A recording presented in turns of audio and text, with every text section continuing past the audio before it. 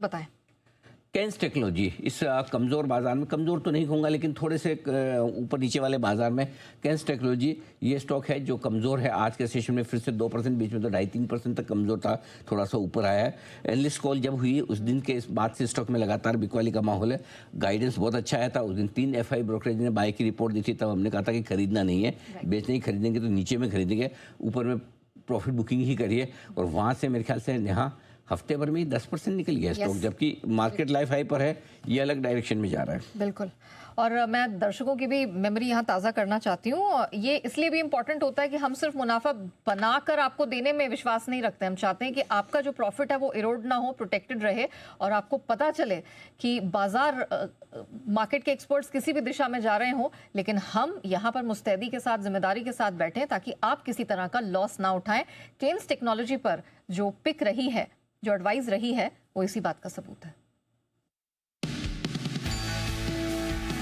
हमारा ये मानना है कि गैप से खुलने के बाद दौड़े नहीं, इसके पीछे चेज न करें। कंपनी ने अपना वित्त वर्ष 2026 का गाइडेंस मेंटेन करने की बात कही है, लेकिन हमें लगता है कि ऊपरी स्तर पर थोड़ी प्रॉफिट बुकिंग आ सकती है, तो थोड़ा सा निचले लेवल पे ही दिमाग लगाएं, ऊपर के लेवल पे प्रॉफिट बुक करना ज़्यादा सही रहेगा। बोल्ड कॉल था हमारा, कॉन्ट्रा कॉल था कि हम खरीदेंगे नहीं बल्कि ऊपर में प्रॉफिट बुक करेंगे, और ये होता हुआ दिखाया। आप देख लीजिए कल के मजबूत बाजार में भी जहां खुला वहीं से नीचे आया, 4% लुढ़का है। वायदा कारोबार का टॉप लूजर है। हमने तब भी कहा था कि गैप से खुलेगा 2-3% और वहां पर खरीदना नहीं है, प्रॉफिट बुक करनी है, बेचना है।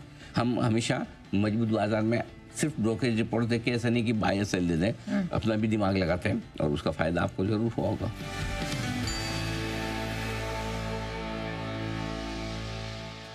तो बताएं केन्स टेक की बात क्या?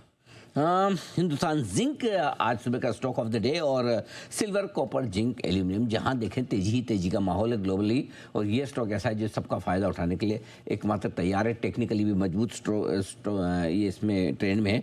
आज के लगभग सारे टारगेट 507 तक का लास्ट टारगेट था फ्यूचर का, ऑलमोस्ट आई थिंक उसके 506-7 के आसपास तक पहुंचा है। बाय एंड डिप्स की स्ट्रेटेजी रखें स्टॉक में, आज के भी सारे टारगेट आते दिखे।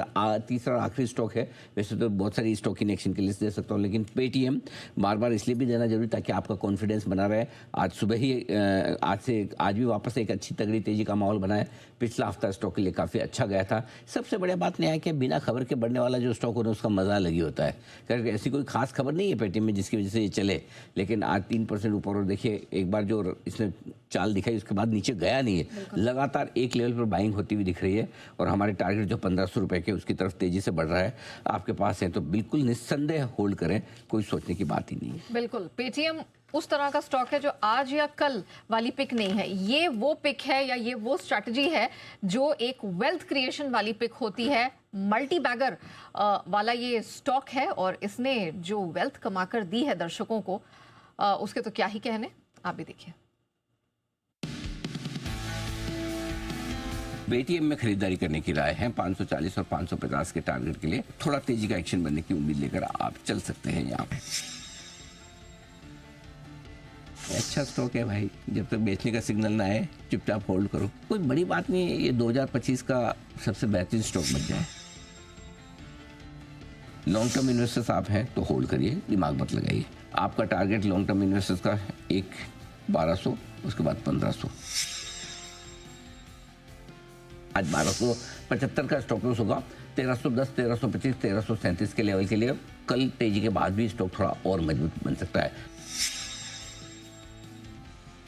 1500 का मिनिमम टारगेट तो है ही है, वहाँ तक तो होल्ड करना ही है। उसके बाद भी मैंने आपको एक चीज़ और बोली है पिछले हफ्ते भी, फिर से रिपीट कर देता हूँ कि इस तिमाही के हम नतीजे देखेंगे, और नतीजे देखने के बाद हमें अगर लगेगा, जो कि लगेगा मुझे ऐसा लगता है कि हम टारगेट रिवाइज करेंगे। तो अभी इस तिमाही के नतीजों तक इसे होल्ड करिए।